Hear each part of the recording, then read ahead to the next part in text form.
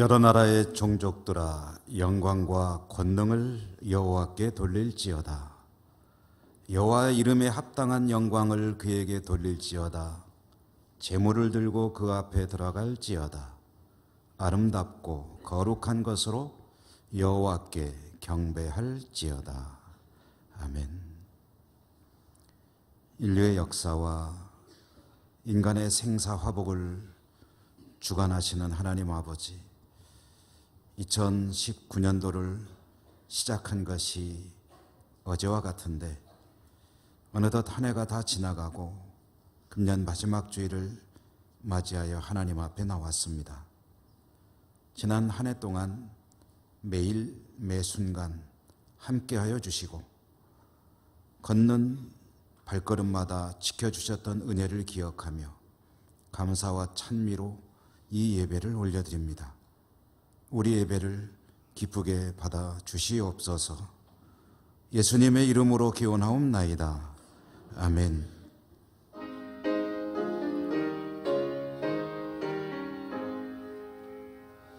만복의 근원 하나님, 온 백성 찬송 드리고 저 천사여 찬송하세. 찬송 성부 성자 성령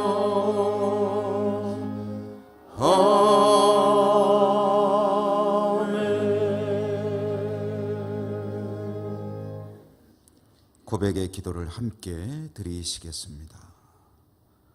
거룩하신 하나님, 한 해를 보내는 마지막 주일에 하나님 앞에 서서 지나온 시간들을 돌아봅니다. 하나님께서 많은 시간을 허락해 주셨는데 허비하며 사는 것 같아 너무나도 송구스럽습니다. 하나님의 나라와 의를 구하기보다는 나의 육신의 일에 몰두할 때가 더 많았고 거룩한 주님의 날 지키지 못했던 때도 있었습니다. 늘 만나고 함께했던 가족, 친구, 이웃들을 사랑하는 일에도 그렇게 풍성하지 못했고 우리의 삶은 그저 하나님 앞에 죄송스러운 것뿐이었음을 고백합니다. 이 모든 부족함을 불쌍히 여기시고 용서해 주옵소서. 계속해서 하나님 앞 우리의 모든 은밀한 죄와 허물들을 침묵 가운데 고백합니다.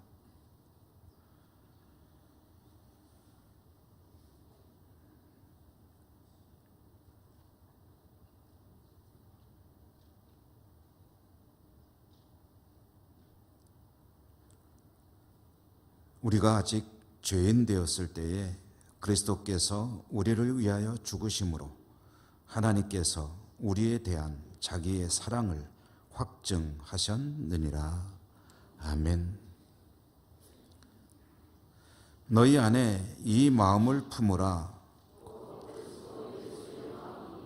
그는 근본 하나님의 본체시나 오히려 자기를 비워 종의 형체를 가지사 자기를 낮추시고 죽기까지 복종하셨으니 곧 십자가에 죽으심이라.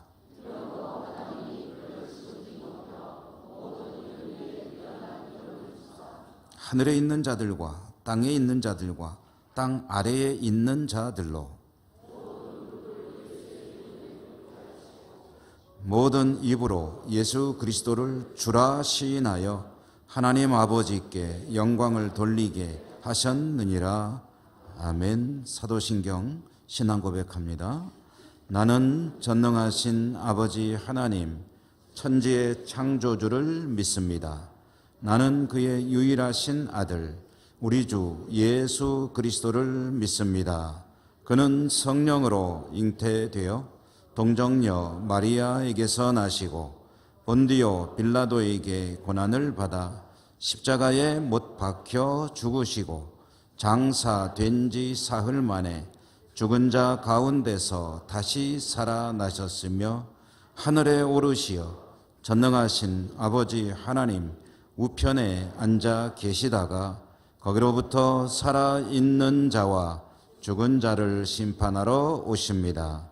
나는 성령을 믿으며 거룩한 공교회와 성도의 교제와 죄를 용서받는 것과 몸의 부활과 영생을 믿습니다. 아멘.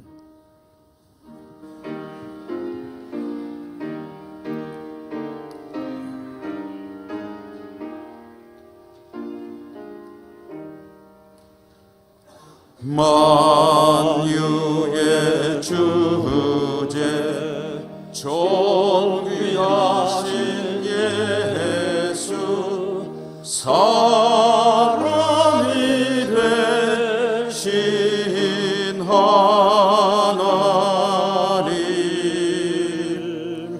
나 사모하여 영원히 섬길 내 영광 되신 주로다.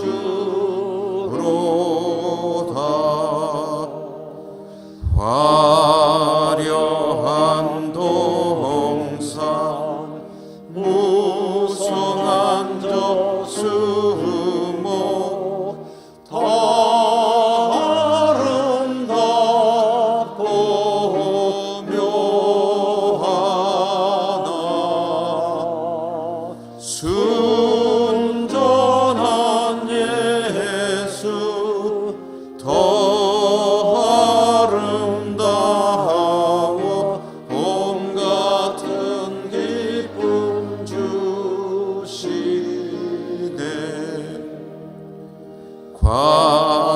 광명한 해와 명랑한 저 달빛 수많은 별들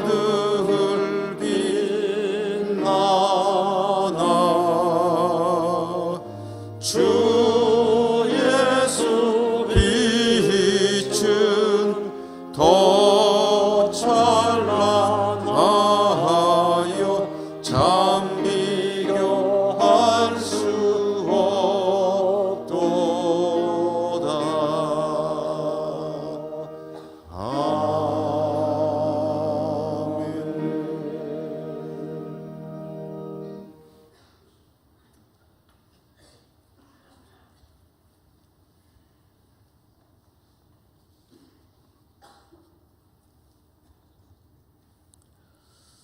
다사다난했던 올 한 해 동안 하나님의 큰 사랑 속에 저희들을 보호하시고 인도하여 주셔서 저희들에게 삶의 목적과 의미를 발견하며 예수님 닮아가기를 소원하며 살아갈 수 있는 귀한 은혜 주심을 감사드립니다.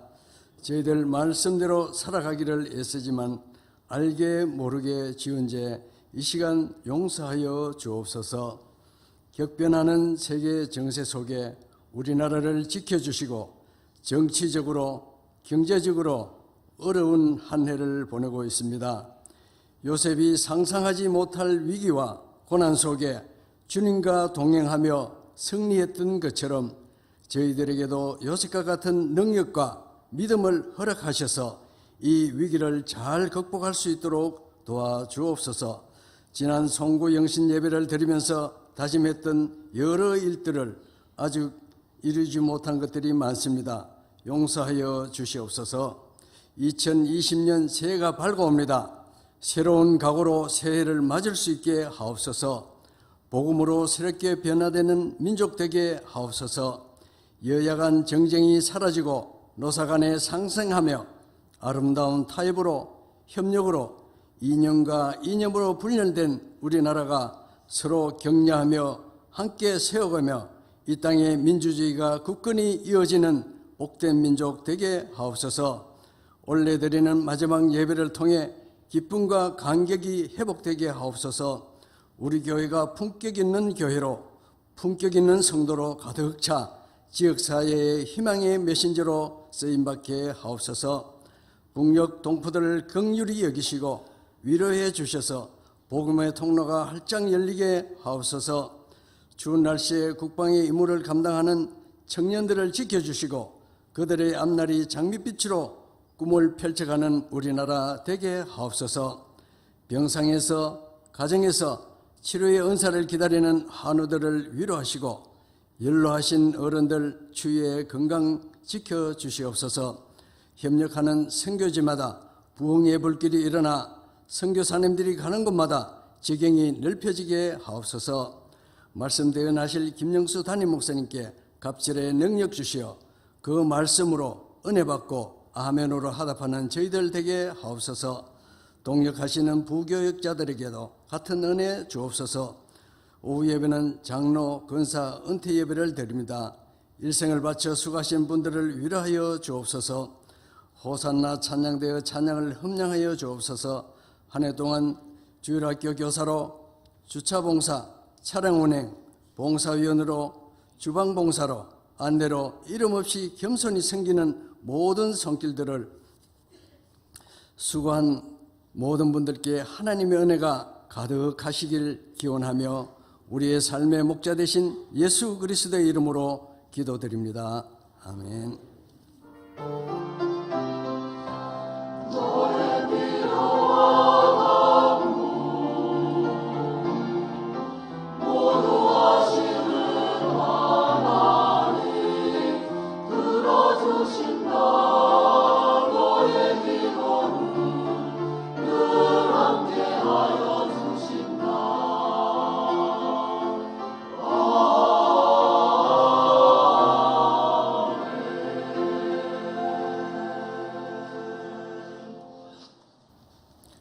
오늘 하나님께서 주시는 말씀을 봉독하겠습니다.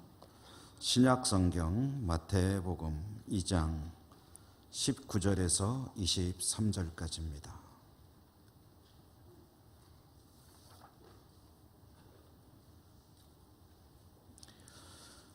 헤롯이 죽은 후에 주의 사자가 애굽에서 요셉에게 현몽하여 이르되 일어나 아기와 그의 어머니를 데리고 이스라엘 땅으로 가라. 아기의 목숨을 찾던 자들이 죽었느니라 하시니 요셉이 일어나 아기와 그의 어머니를 데리고 이스라엘 땅으로 들어가니라.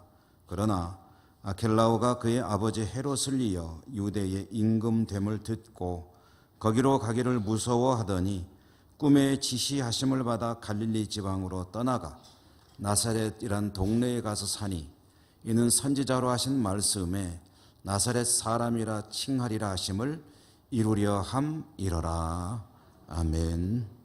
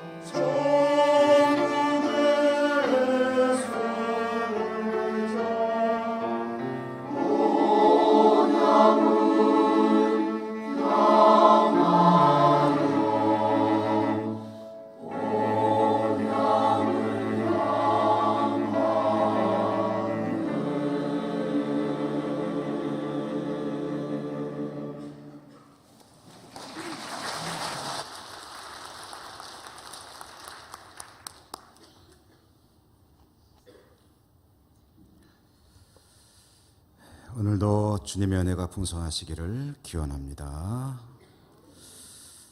여러분 금년 한 해 열심히 사셨죠? 수고 많으셨습니다. 이제 마지막 주일 하나님께 예배를 드리는데 오늘 찬양도 본향을 향하여 우리 김영환 사모님 오랜만에 귀국하셔서 참 좋은 연주로 협력하시니 또 더 아름다운 찬양인 것 같습니다. 감사하고요. 오늘 말씀의 성취라는 제목으로 두 번째로 하나님 말씀을 함께 나눌 때 여러분에게 주님의 음성이 들려오시기를 간절히 소원합니다. 우리가 받은 말씀을 보면 헤롯이 죽은 후에로 시작이 됩니다. 헤롯이라고 하는 사람, 유대의 지배자죠. 그가 죽자 하나님의 천사가 애굽에서 살고 있던 예수님 가족, 특별히 요셉에게 꿈에 나타났다. 그리고 이스라엘로 돌아가라 라고 계시를 했습니다. 예수님 가족은 헤롯의 칼을 피해서 애굽으로 피난 가서 살고 있었는데 이제 그 헤롯이 죽었으니 이스라엘 땅으로 돌아가라고 계시를 해준 거죠. 천사의 계시에 따라서 돌아온 요셉과 마리아 예수님, 아기 예수님, 이 가족은 예수님 태어나신 베들레헴으로 가지 않고 성경에 보니까 나사렛으로 가서 살게 되었다. 이렇게 전해주고 있습니다. 그 이유가 뭐냐 하고 보니 역시 성경에 설명해 주시기를 헤롯 임금의 뒤를 이어서 유대 지역을 다스리게 된 사람이 장남격인 아켈라오라고 하는 사람인데 이 사람이 굉장히 포악했던 것으로 알려지고 있습니다. 그러니까 이 아켈라오라고 하는 사람에 대해서 두려움을 가지게 되었는데 천사는 다시 그런 요셉의 마음을 또 이 가족을 위해서 이 유대 땅에 살지 말고 멀리 북쪽 갈릴리의 산골 마을 나사렛으로 가라, 거기서 살아라 라고 계시를 해 주었고요. 이 말씀에 따라서 예수님 가족은 갈릴리 지역의 나사렛 마을로 가서 살게 되었다 하는 그런 이야기입니다. 그런데 성경은 증언해 주기를 이렇게 예수님 일가가 나사렛으로 가서 살게 된 것은 선지자를 통해 하나님께서 하셨던 말씀을 이루려 하심이었다라고 또 부연해서 설명을 해주고 있습니다. 우리가 읽은 말씀의 마지막 절 23절에 보면 그렇게 돼 있지 않습니까?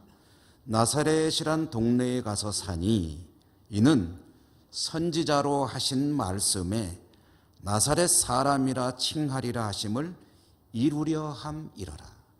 이게 하나님께서 예고하신 말씀을 이루기 위한 것이었다.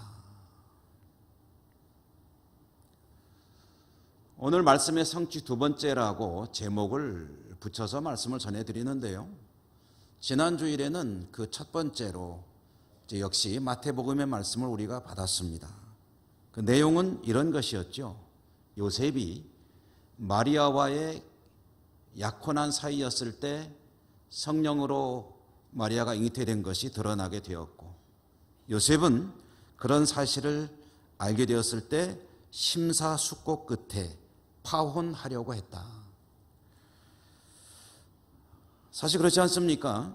약혼한 여성이 자기와 결혼해서 동거하기 전에 잉태가 되었다 하면은 그러면 결혼하는 것이 좀 망설여지겠죠.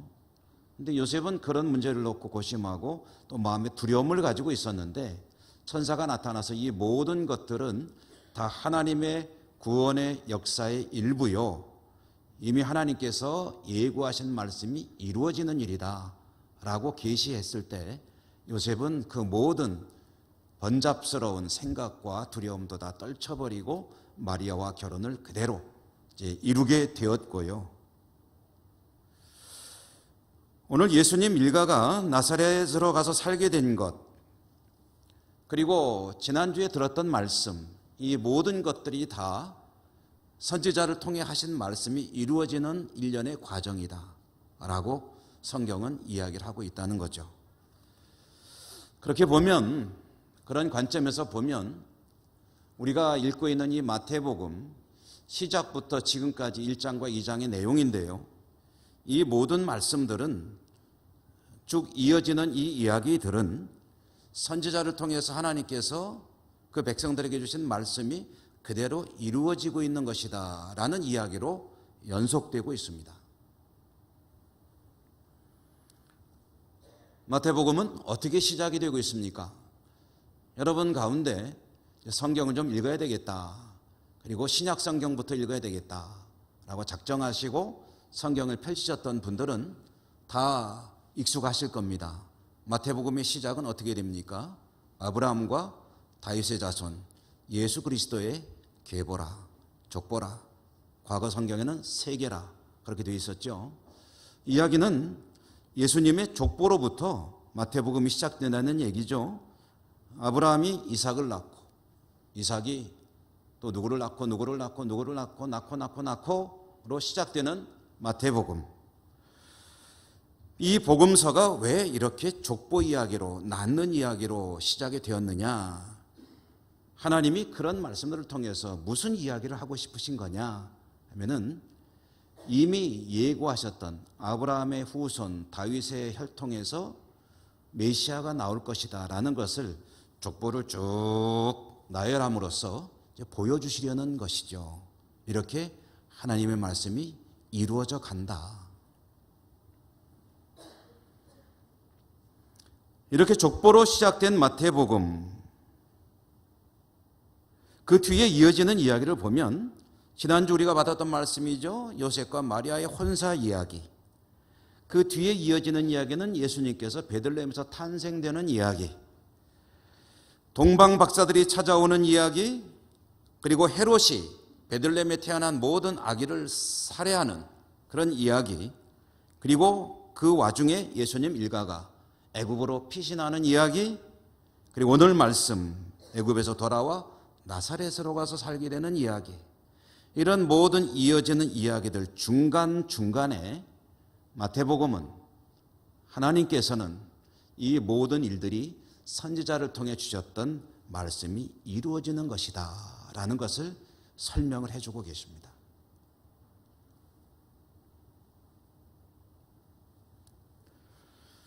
하나님께서 선지자를 통해 주시는 말씀은 요만한 오차도 없이, 추호의 차질도 없이 그대로 이루어지고 있다라는 것을 말씀해 주시고 있는데요, 이 사실, 하나님께서 주시는 말씀은 조금의 어떤 착오도 없이 그대로 이루어집니다라는 이 이야기는, 이 사실은 하나님의 말씀을 믿음의 근거로 삼고 살아가는 저와 여러분, 우리들 성도들에게는 더할 나위 없이 소망을 주고 위로를 주고 희망을 주고 그리고 힘을 주고 용기를 주는 사실이 아닐 수가 없습니다. 그렇지 않습니까? 하나님께서 하신 말씀은 한치의 오차도 없이 그대로 이루어집니다. 그러므로 우리는 우리에게 주시는 하나님의 말씀을 진리로 믿고 그 말씀에 의지해서 우리의 신앙과 삶을 영위해 갈 수 있습니다. 이런 이야기가 성립되는 거 아니겠습니까? 하나님 말씀이 어떤 거는 이루어지고 어떤 거는 안 이루어지고, 그런다면 어떻게 그 말씀 믿고 살 수가 있겠습니까? 그런데 이렇게 하나님의 말씀은 추호도 차질 없이 그대로 다 성취됩니다 라고 하는 이 사실이 성도에게는 더할 나위 없는 은혜요, 은총이요, 축복이요, 힘이 되고 용기가 되는 그런 사실이지만, 그것과는 별개로 하나님께서 주시는 말씀들 가운데는 어떤 말씀들은 그대로 이루어졌으면 좋겠지만, 어떤 말씀들은 나에게는, 내가 받기에는 좀 부담스럽기도 하고 나에게는 해당이 안 됐으면 좋겠다는 생각이 들 수도 있고, 또 이런 일들은 안 일어났으면 좋겠다 하는 그런 말씀들도 있습니다. 쉽게 말해서 성경을 통해 주시는 하나님의 말씀은 어떤 것들은 아멘 하고 그대로 받기에 조금도 부담도 없거니와 행복하고 즐거운 말씀들이지만, 어떤 말씀들은 왠지 아멘 하고 받아들이기에 좀 부담스럽고 할 수만 있다면 잠시 또는 계속해서 외면하거나 피하고 싶은 그런 말씀도 있다는 거예요. 조금 전에 언급한 마태복음의 앞부분 내용들, 주님의 탄생과 이어지는 유년 시절의 이야기들, 이 모든 것들은 하나님의 예언의 말씀이 그대로 이루어지고 있다고 하는데, 여러분, 이 말씀들 가운데도 참 비극적인 내용들이 담겨 있습니다. 주님이 태어나시고 다른 복음서는 잠시 논외로 하고요, 이 마태복음에 기록된 사실만 보면 주님께서 탄생하시고 이어지는 첫 번째 사건이 뭡니까? 동방 박사들이 찾아온 일입니다.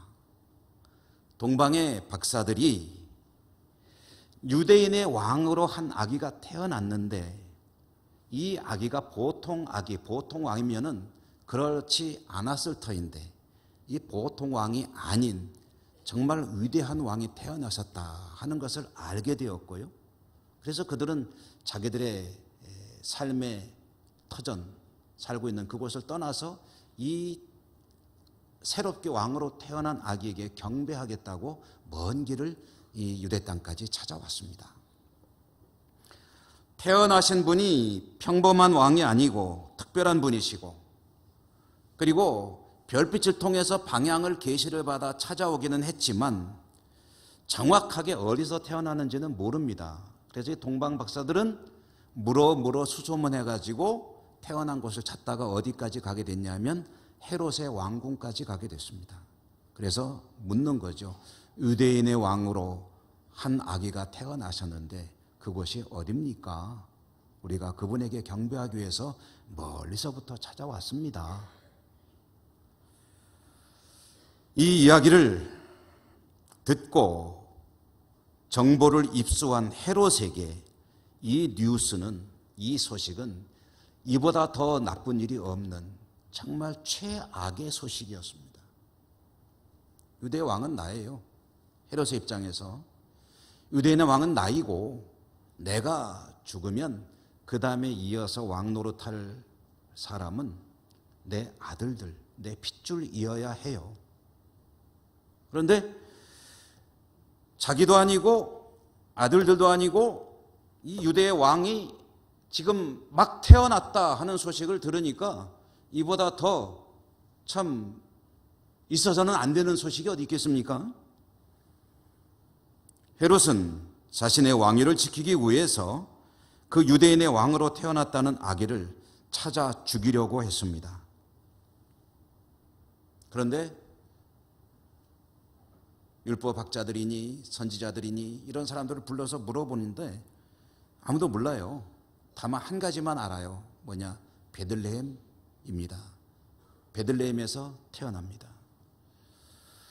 헤롯은 누군지 알 수 없기 때문에, 그러나 유대인의 왕으로 태어난 아기는 제거해야 되기 때문에 택한 방법이 뭐냐면 2살 이하의, 넉넉 잡고 2년 잡자는 거죠. 2살 이하의 베들레헴에서 태어난 모든 아기는 다 죽이라 라는 명령을 내립니다.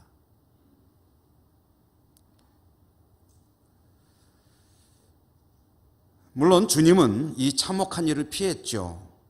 천사가 미리 피신하도록 꿈에 계시를 했고 애굽으로 가라고 했고, 그래서 주님은 목숨을 건졌지만 이 일로 인해서 수많은 죄 없는 아기들이 생명을 잃어야 했습니다. 참으로 슬픈 일이 아닐 수 없죠.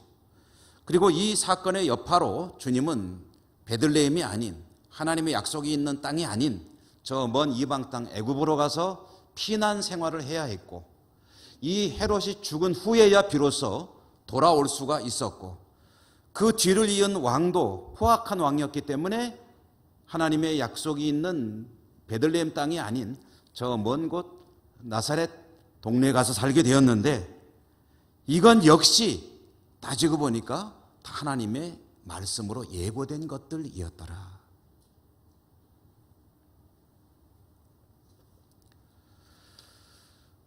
여러분, 하나님의 말씀은 빈틈없이 차질 없이 다 이루어지는 것이 참 감사한 일인데 이런 말씀들은 좀 안 이루어지면 어떨까요?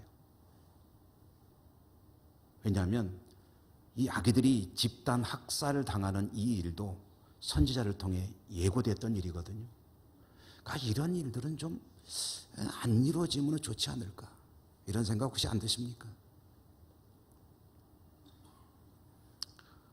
자, 이 말씀을 읽고 있는 우리들은 그렇다 치고 이 말씀 속에 당사자, 주인공이라고 할 수 있는 요셉과 마리아와 아기 예수님, 이들에게는 이런 일들이, 일련의 사태들이, 사건들이 어떤 생각으로, 어떤 마음으로 받아들여지게 될까요? 이들은 알고 있습니다. 이것은 우연이 아니고 하나님께서 선지자를 통해 주셨던 말씀들이, 예정되었던 일들이 그대로 이루어지고 있다는 사실을 알고 있는 거죠. 선지자를 통해 예고하셨던 말씀들이 그대로 이루어지고 있는 상황이 너무나도 아프고 슬프고 고통스러운 일인데 이 일들을, 이 일가는, 이 가족들은 어떻게 받아들이고 있었을까? 물론 묵묵히 수용해서 천사의 계시대로 애굽으로 피난도 가고 돌아오기도 하고 나사렛으로 가서 살기도 하고 이렇게 말씀대로 따르고 있기는 하지만 이왕이면 이런 고난이나 슬픈 사건들 벌어지지 않고 예수님도 그냥 평안하게 양육받을 수 있고 그들이 살고 싶은 땅에서 평범하게 말씀으로 잘 자라서 나중에 메시아로서 활동할 수 있다면 그게 더 선호되지 않을까요? 다시 말해 이런 고난의 길, 형극의 길들을 걷지 않고 더 좀 무난하고 평탄하고 순탄한 길로 가도록 선택할 수 있다면 그 길로 가고 싶지 않겠습니까? 사람이라면 당연히 이런 고통스럽고 슬픈 일들은 일어나지 않고 좀 더 내가 가기에 좋은 길, 평탄한 길, 형통한 길로 가고 싶지 않겠습니까? 이 이야기는 이런 하나님의 말씀들은 좀 나에게 이루어지지 않았으면 좋겠다 라는 생각으로 우리가 이해를 해도 되지 않겠습니까? 그리고 이것은 오늘 우리들에게도 마찬가지입니다. 하나님의 말씀은 우리의 신앙의 근거입니다. 그런데 하나님께 주시는 그 말씀들 어떻습니까? 그 말씀들이 여러분 받으시기에 늘 좋기만 하고 그대로 되겠으면 좋겠다라는 말씀들만 있습니까? 은혜로운 말씀, 축복의 말씀이라고 생각되는 것만 있습니까? 그대로 이루어지기만 한다면 더할 나위 없이 좋겠습니다라는 그런 말씀들만 하나님은 나에게 들려주십니까?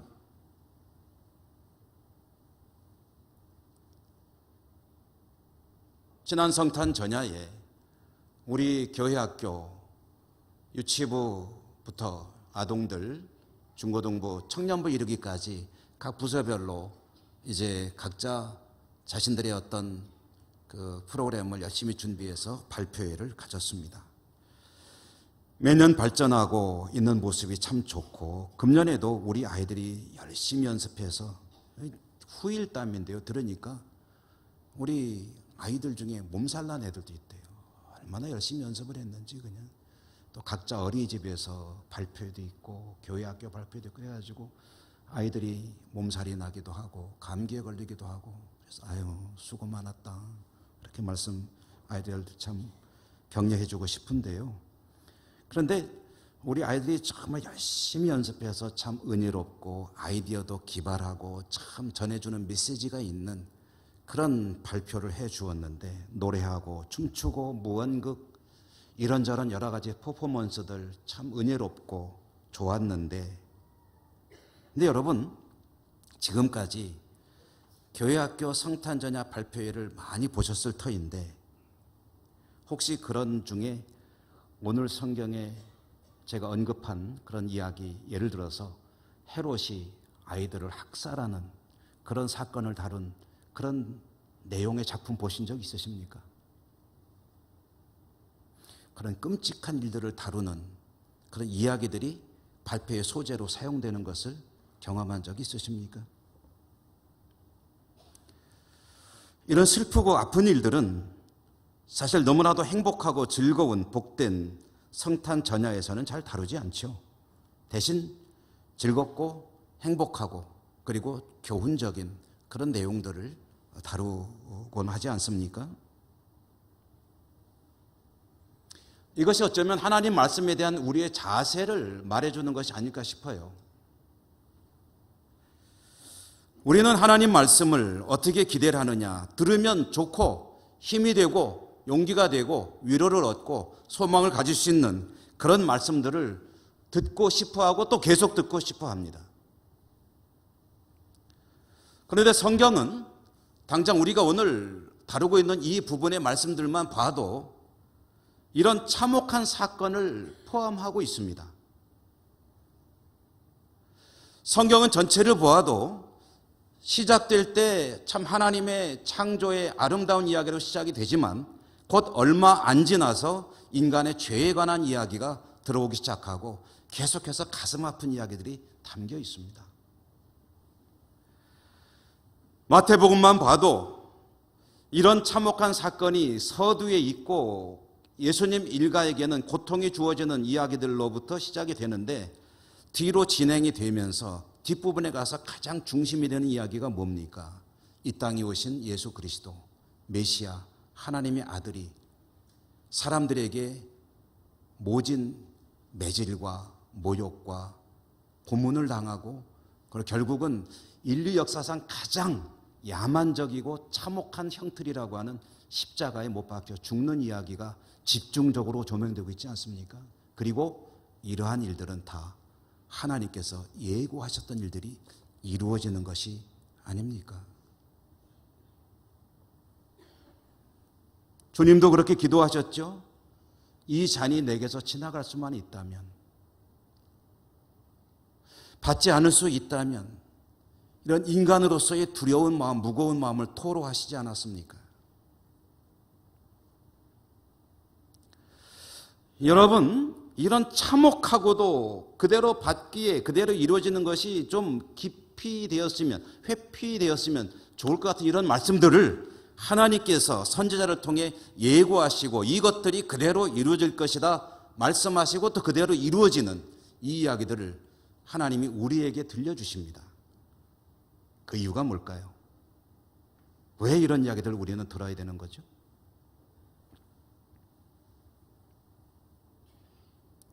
먼저 생각해 보고 싶은 것은 어쩌면 이것이 우리가 살아가는 세상의 현실이기 때문 아닐까요?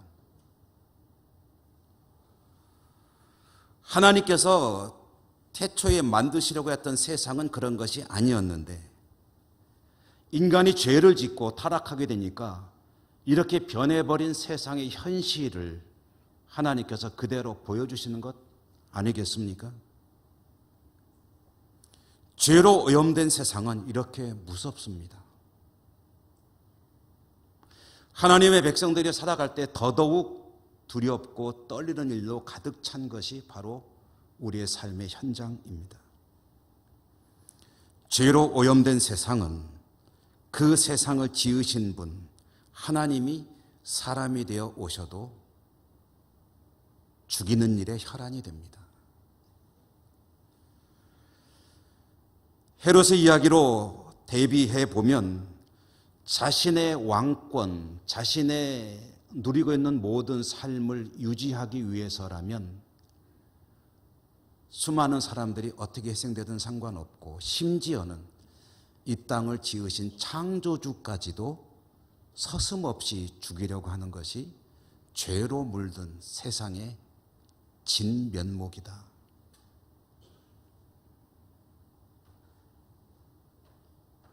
그런 폭력을, 무자비한 폭력을 피하기 위해서 이 땅에 오신 하나님은 애굽으로도 피해야 됐고 산골짜기로도 피해야 됐고, 그런데 이 모든 일들이 하나님께서 이미 다 알고 계셨기 때문에 선지자를 통해 예고되었던 내용들이다.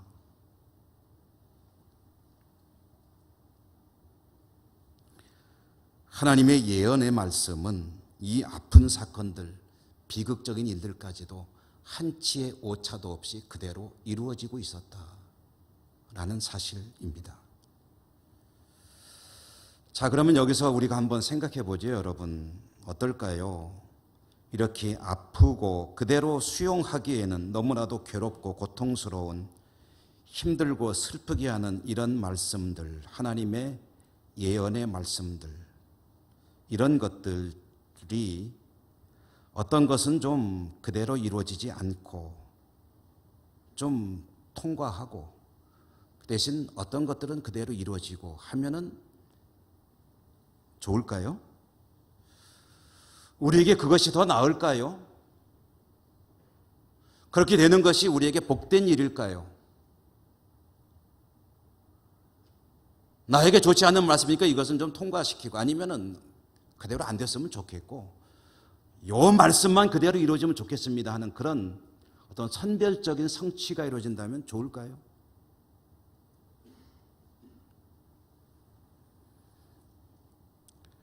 하나님의 말씀은 때로는 우리에게 두렵기도 하고 아프기도 하고 슬피기도 하고 회피하고 싶은 그런 말씀들도 있지만, 그럼에도 불구하고 하나님의 말씀은 한치의 오차도 없이 그대로 이루어져야 합니다. 왜냐하면 하나님의 말씀 속에 우리의 유일한 희망과 생명의 근원이 들어있기 때문입니다. 때로는 그대로 안 되면, 안 이루어지면 좋을 것 같은 말씀들도 그대로 이루어지는 것이 우리에게 생명이고 소망이고 복이 되기 때문입니다.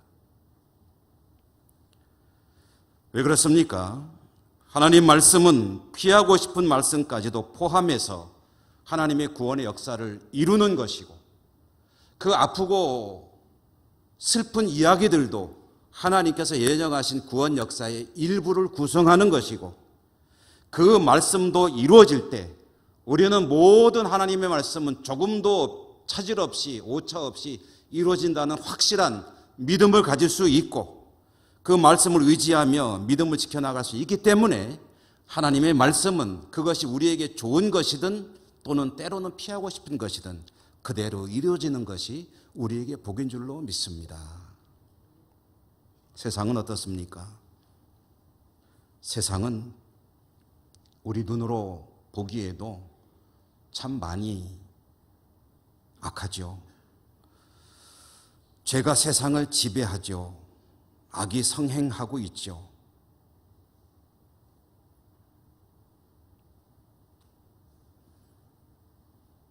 그런 세상을 구원하기 위해서 하나님이 조금 그냥 무한하신 능력을 가지신 분이니까 슬쩍 흔들어가지고 다시 세팅해가지고 바로 잡으셔도 될 것 같은데, 하나님께서 택하신 방법은 하나님의 아들이 인간에 되어 있다도 그 가운데서도 하나님의 말씀이 이루어지기를 원합니다.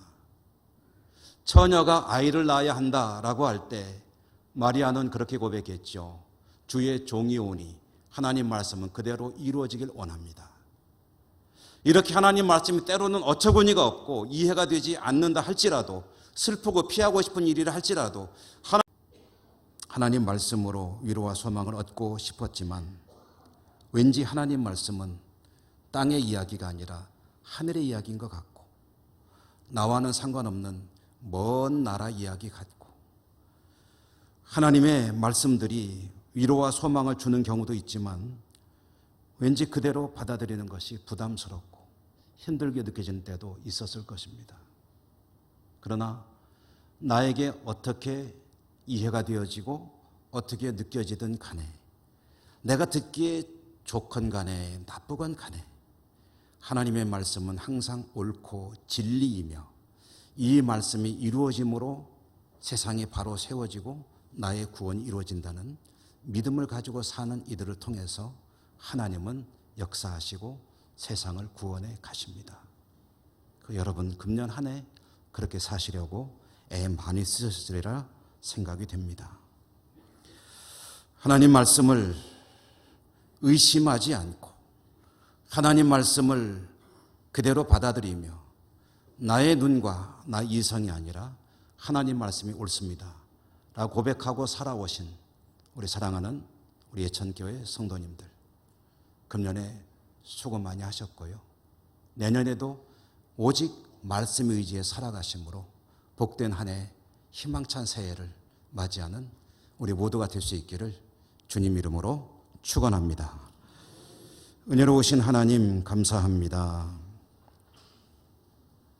하나님 말씀은 쉽지 않고 녹록하지 않고 때로는 부담스럽고 때로는 아프고 때로는 힘겹기도 하지만 그 말씀이 진리의 말씀이요 구원의 역사를 이루는 것이기 때문에 말씀에 의지해서 말씀 신앙으로 승리의 길을 걸어가기를 소망합니다. 연약한 저희들 불쌍히 여기시고 성령으로 붙들어 주시고 늘 승리하고 하나님의 은총과 축복 가운데 살아가는 복된 삶이 되게 해 주옵소서. 사랑하는 우리 성도님들 한 해 동안 믿음 지키느라 애쓰고 수고 많이 했습니다. 하나님 함께 해주시고 말씀에 대한 절대적인 믿음의 신앙으로 모두 승리하는 주의 백성들 다 되게 하여 주옵소서. 몸된 게 섬기고 수고한 모든 주의 종들이 하나님 말씀 신앙으로 바르게 서서 더 복받는 삶으로 나갈 수 있도록 인도하여 주옵소서. 예수님 이름으로 감사하고 기도 올리옵나이다. 아멘.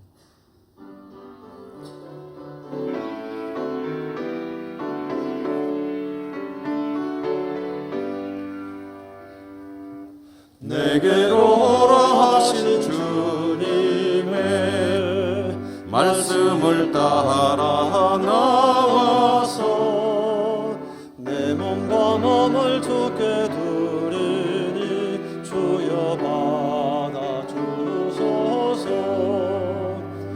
내 뜻과 정성 모두로 주 예수 따라가오니 내 갈 길 인도하여 주소서. 오 나의 주시여 내 맘에 주의 성령 오셔서 정결케 하여 주시고 주님의 귀한 성전 삼으사 항상 계시옵소서. 나 주님 힘써 섬기며 늘 충성하며 살리니 내 갈 길 인도하여 주소서. 오 나의 주시여 내 못된 친구 되신 구주여 나에게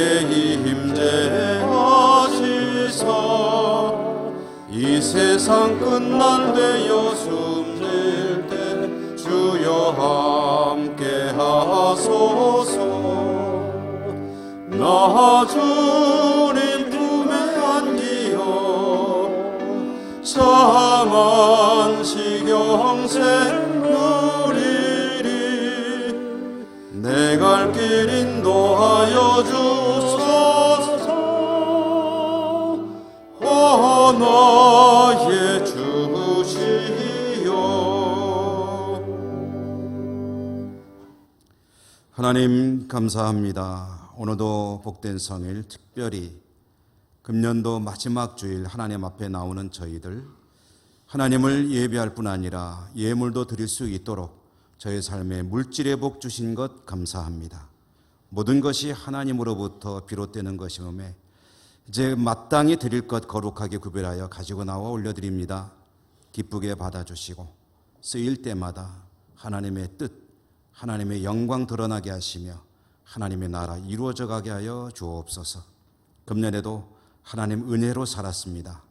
내년도 하나님의 은총과 축복 가운데 특별히 말씀의 뿌리를 내리고 승리하는 저희 모두가 되게 하여 주옵소서. 더욱 풍성한 삶으로 인도하여 주시옵소서. 예수님 이름으로 감사하고 기도드립니다. 아멘.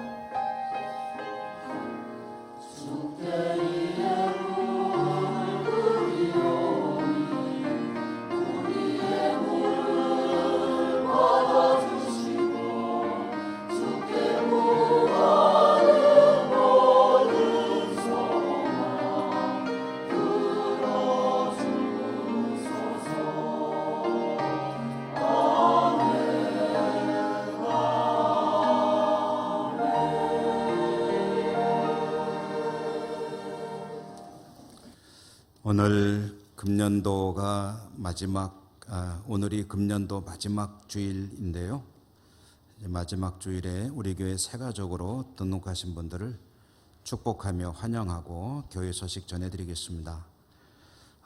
권태섭 이월희 집사님 내외분이신데 대구 남덕교에서 집사로 섬기시며 신앙생활 하시다가 이제 감천으로 이사 오셔서 우리 교회에서 이제 신앙생활 하시게 되었습니다. 그동안에 새벽 기도에 나오신 분들은 많이 보셨겠지만 빠짐없이 새벽 기도를 하시면서 신앙생활 하셨는데 이제 우리 교회 식구가 되셔서 또 반가운 마음입니다. 우리 찬양으로 축복하며 환영하도록 하겠습니다. 권태섭 이월희 집사님. 주의 사랑으로 환영합니다. 주의 사랑으로 환영합니다. 영제 안에서 주의 영광을 보내 주의 사랑으로 환영합니다.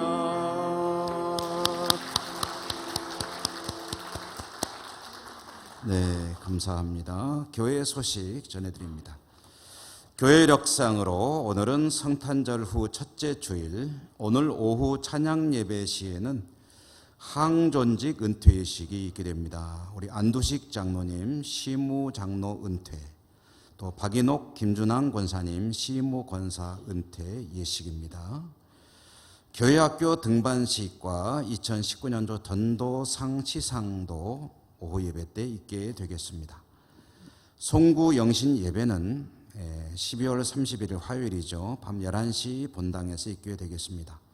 성찬 예식도 있게 되겠고 또 한 해 동안 집중할 말씀도 받는 순서도 있게 되겠습니다. 신년 감사 예물 드리시는 분들은 봉투 뒷면에 새해 기도 제목을 기록해 주시면 함께 기도하도록 하겠습니다. 1월 1일 수요일 새벽 기도회는 송구영신 예배 관계로 쉬겠습니다. 다음 주일은 신년 감사 주일, 오후 찬양 예배는 지역장, 구역장 파송 예배로 드립니다. 지역장, 구역장으로 임명되신 분들 잘 준비해 주시기 바라고요. 또 신년 기도회는 한 주간 진행되는데 금년에는 우리 총회에서 첫 번째 주일이 지나고 한 주간 하는 것으로 이제 계획이 되고 또 그런 목회 서신이 있었습니다. 그래서 총회 방침에 따라서 우리 교회도 첫 주일이 지난 한 주간 동안 신년 특별 기도회를 진행을 하도록 하겠습니다. 정기 당회가 2부 예배 후에 있겠고요. 다음 주에 재직회 있을 터인데 이 재직회에서는 2019년도 결산을 다루겠습니다. 신년 시무 예배는 1월 2일 목요일 오전 11시 지하 소예배실에서 있겠습니다. 교역자들과 우리 원로 은퇴 장로님을 포함한 모든 장로님들 그리고 부설기관을 포함한 직원들 함께 하겠습니다. 사사분기 성경 읽기 문제 마감 오늘까지고요. 시상은 다음 주에 하겠습니다. 여전도의 협의회장단 모임은 오늘 오후 찬양 예배 후 새가족실에서 있겠습니다.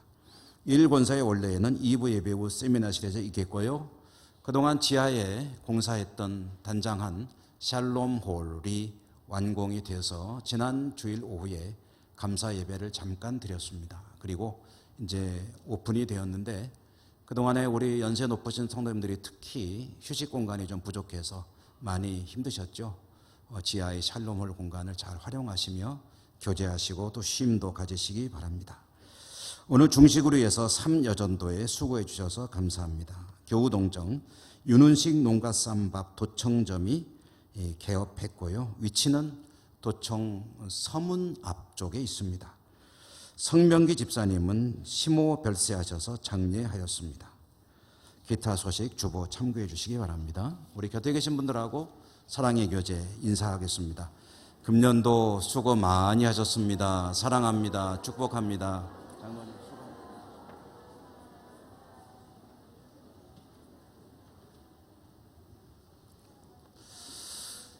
우리 주기도성과 축도로 예배를 마치겠습니다.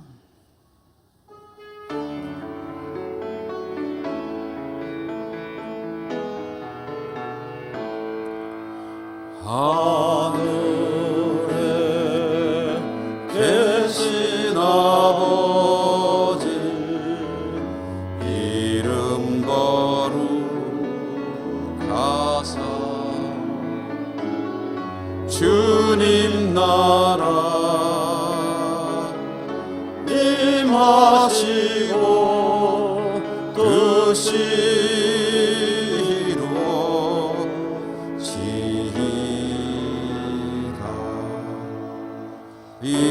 일용할 양식 주시고 우리들의 큰 죄 다 용서하옵시고 또 시험에 들게 마시고 악에서 구원하소서. 대개 주의 나라 주의 권세 주의 영광 영원히 아멘.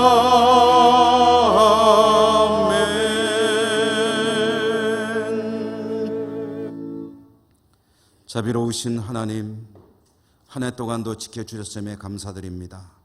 더욱 말씀에 뿌리를 내리고 승리하는 주의 백성들 다 되게 해 주옵소서. 하나님, 우리 조국을, 우리 예천 땅을, 한국교회를, 해외 선교지를, 우리 예천교회를 축복해 주옵소서. 흩어진 우리 가족들 어디든지 기억하시며 돌보아 주시고 우리 예천교회가 하나님의 사명 잘 감당할 수 있도록 인도하시며 병상의 환우들에게 긍휼과 자비를 베풀어 주시옵소서.